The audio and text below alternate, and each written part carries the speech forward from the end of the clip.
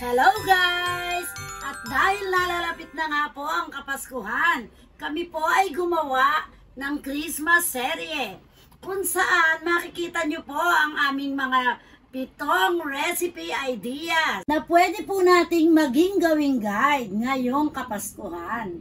Simple lang naman po ang aming mga inihandang Christmas recipe ideas, pero sure po kami na ang mga ito ay di nawawala sa handaan. Dahil bagamat simple lang po ito, ay tunay na masarap naman po. Alam nyo ba guys, na ang mga luto ngayon ay puro makabago na. Kaya naman hindi tayo pahuhuli at tayo ay susunod sa uso.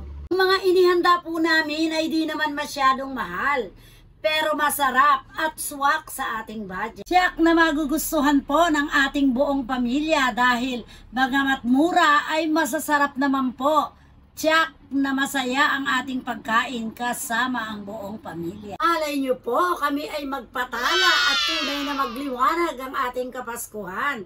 Kaya abangan nyo ang aming Christmas serye. Bye! Thank you for watching. Follow for more.